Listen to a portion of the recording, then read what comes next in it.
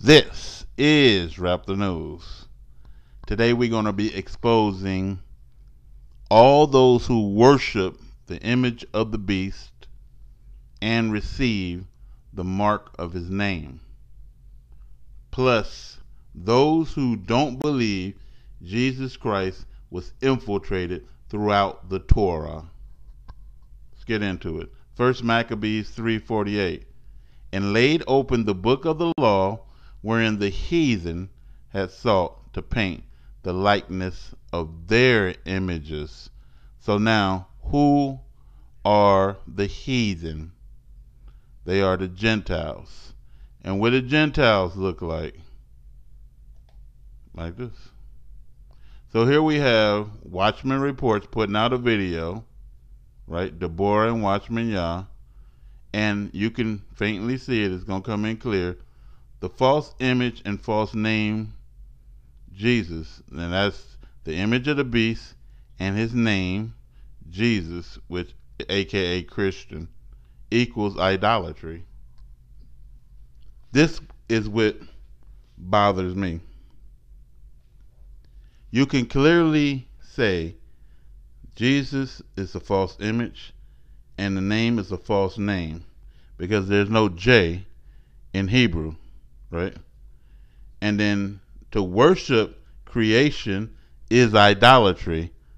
And then they'll go right behind that and worship who they call Yahushua, which is nothing but Jesus Christ with a different name, Yahushua. And then the camps will do the same thing. They can see that this is a false image, and they can see that this is a false name.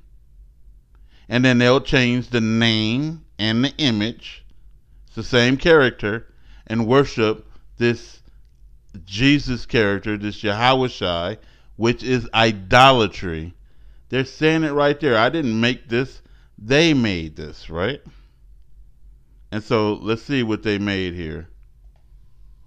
The false image of the Messiah, Christ, the most common images seen in many homes and churches, is the image of Caesar Borgia, son of Pope Alexander VI, who employed Leonardo da Vinci, his son Caesar's gay lover, to paint Caesar as the Christ. Last time you saw me, I actually came clean and told you that I wasn't the real Jesus. I also told you that I was created to make certain populations happy and comfortable. Well, I am glad to see that many of you are loyal and enjoy strong delusions and still want me as your savior. Wow, what idiots. So we know that this is the image of the beast, and his name is Christ crucified, and you are the body of Christ, meaning you received the image of the beast and his name, Christian. Let's go into it a little further. Daniel 7:7. After this, while I was watching in the night vision, suddenly a fourth beast appeared, frightening and dreadful and incredibly strong, and these are the nations. With large iron teeth it devoured and crushed, and it trampled with its feet whatever was left. It was different from all the beasts before it, and it had 10 horns. So it's going to explain it a little further on down the line. Daniel 7:24. The 10 horns are 10 kings, which is what? Gentiles. 10 Gentile kings. And they call the Gentile kings what? Beast. Let's keep going. Deuteronomy 32:8. When the Most High divided to the nations their inheritance, when he separated the sons of Adam, meaning that the nations are not the sons of Adam, because then how can they be separated from them? He set the bounds of the people according to the number of the children of Israel. We're going to say it differently now. Same verse, a different version. So this is the Christian Standard Bible version. When the Most High gave the nations their inheritance and divided the human race. See, they're not the human race.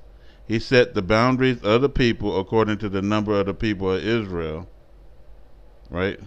So one is saying he separated Adam and divided the boundaries of the Gentiles from the number of the children of Israel.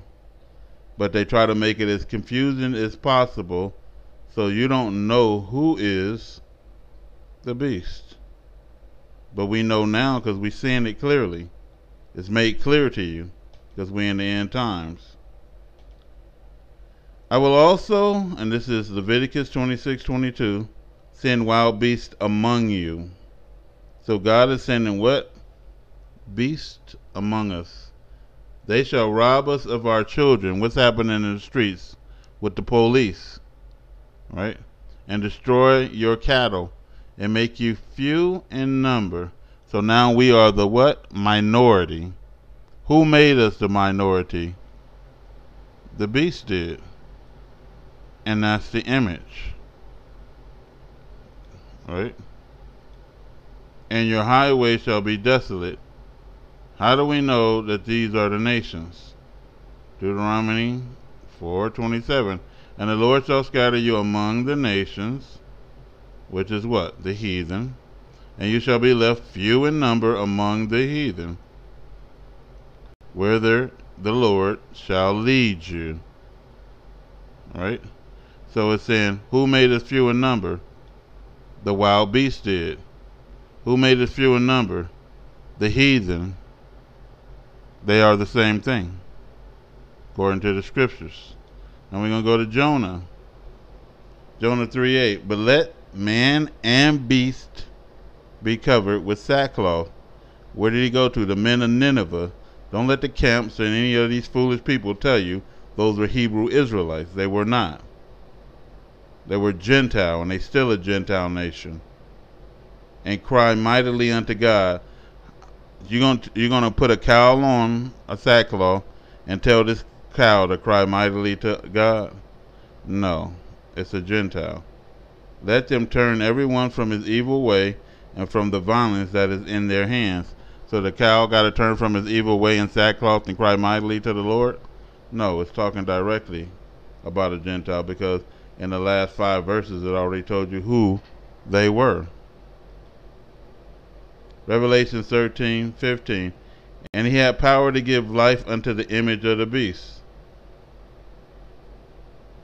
Life unto the image of the beast. How does he give the beast life? He put him in the book of life. The Gentiles, it's not their book. It already said, this is the book of Adam. This is the book for the children of Israel. So the book was only made for the children of Israel to know who they are in later times, right?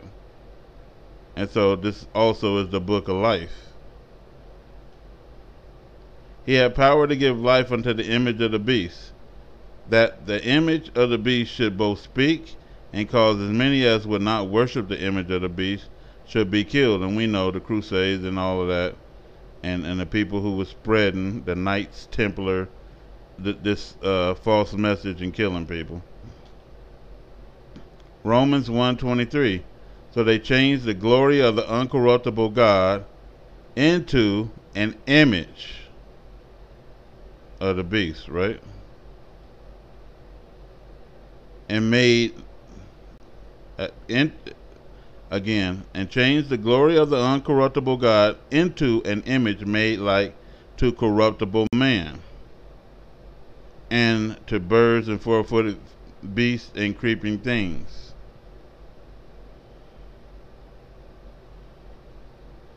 So God said he created mankind, which is sons of Adam, upright, and he created them sinners, estranged from the womb, right? He made them crooked, corruptible man. Ephesians 2:11. Wherefore remember that you being in the time past Gentiles in the flesh, right? Who are called uncircumcision by that which is called the circumcision, right? So Gentiles are in the flesh. So now they're going to pump the image to you, right? Again, they laid open the book of the law wherein the heathen sought to paint the likeness of their images. They are in the flesh, right? Gentiles in the flesh. Now, and every spirit, 1 John 4:3, that confesses not that Jesus Christ is come in the flesh, that he's white, is not of God. That's the God of the earth, the false God, right? The God in the flesh. And this is the spirit of the Antichrist, and that's Antichrist crucified. Where ye of have heard that it should come, and even now already is it in the world, right? And everybody looking for some mysterious evil man, and they need to just go look in the mirror. You found them. Hebrews 7:12, for the priesthood being changed, there is made a necessity, a change also to the law. So what did they change in the law? They painted the likeness of their images. Who is the heathen? The nations, the Gentiles. What did the Gentiles look like? That. They painted the likeness of their images. It's right there. It's black and white. Everybody can see. It's clear. Right? They changed the priesthood and they changed the law. What they do to the law? Painted the likeness of their images right in it. I did a whole video. It's 33 minutes long exactly, which I showed that Jesus Christ was in the Torah. We're going to play a little bit of it and move on. Daniel 7:13. In my vision at night I looked, and there before me was one like the Son of Man coming with clouds in heaven. We know that's Jesus. What man is going to be coming out of the clouds, or one like the Son of Man? Luke 21:27. And then shall they shall see the Son of Man coming in a cloud with power and great glory. So we're going to stop it right there. So in my vision at night I looked, and there before me was one like the likeness of their image. They painted it where? In the Torah. Daniel 7:13 is where they painted it. Right? And I went for 33 minutes showing the likenesses of the images. Over and over and over again. Verse after verse after verse. And I made it clear unto them. Right? Clear. Now,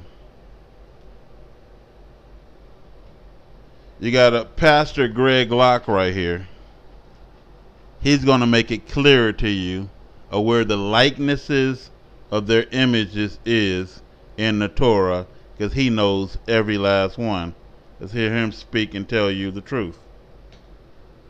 But I want to prove to you that Jesus is in every book of the Bible. He's in every Old Testament 39 books. He's in every New Testament 27 books. I mean, from Genesis to Revelation, Jesus is on every page. In Genesis, he's the seed of the woman. And in Exodus, he's the rock. In Leviticus, he's the sacrificial lamb. And in Numbers, he's our brazen serpent. In Deuteronomy, he's the prophet. In Joshua, he's the captain of the Lord's host. In Judges, he's the great judge. In Ruth, he's our kinsman redeemer. In 1 and 2 Samuel, he's the great king. In 1 and 2 Kings, he's the still small voice of God. In 1 and 2 Chronicles, he's the bloodline of history. In Ezra, he's the pleading one. In Nehemiah, he's the battling builder. In Esther, he's the unseen hand. In Job, he's the living redeemer. In Psalms, he's the shepherd, he's the shield, and he's the strong tower. In Wisdom or Proverbs, he's wisdom personified. In Ecclesiastes, he's the fiery preacher. In Song of Solomon, he's the altogether lovely one. In Isaiah, he's wonderful, counselor, the mighty God, the everlasting Father, and the Prince of Peace. In Jeremiah, he's the weeping one. In Lamentation, he is the final authority. In Ezekiel, he's the watchman on the wall. In Daniel, he's the fourth man in the fire. In Hosea, he's the wedding groom. In Joel, he's the coming judge. In Amos, he's the plumb line. In Obadiah, he's the mighty one. In Jonah, he's the ambassador. In Micah, he's the ruler of nations. In Nahum, he's the destroyer. In Habakkuk, he's the vision of God. In Zephaniah, he's the messenger of Jehovah. In Haggai, he's the chosen one. In Zechariah, he's the Lord of hosts. In Malachi, he's the fulfillment of prophecy. And that's just the Old Testament.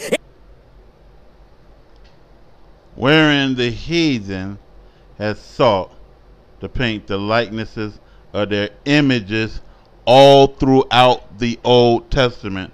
So now you have me proven over and over and over again, that the likeness of their images is right there, right? And then you have Pastor Greg Locke telling you the likeness of the images is right there.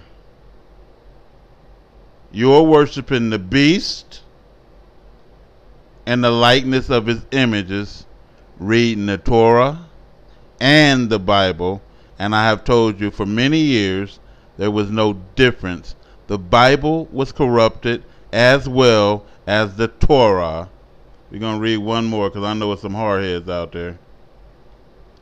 Daniel 7:26, but the judgment shall sit, and they shall take away his dominion. Whose dominion? Satan's, to consume and destroy it in the end, and the kingdom and dominion. 1 Corinthians 15:24, so it's Old and New Testament. Then cometh the end, when he shall have delivered up the kingdom to God, even the Father, when he shall put down all rule and all authority and all power. Which, who had all rule and all power? The devil. Right? And he had power to give life to the image of the beast, the likeness of their image. Lastly, Ashley, Revelations 14:11, and the smoke of their torment ascended up forever and ever, and they have no rest day nor night who worship the beast and his image. Who worship the beast and his image.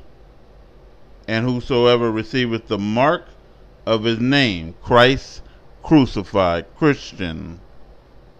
There is nothing else to be said. It's clear, right?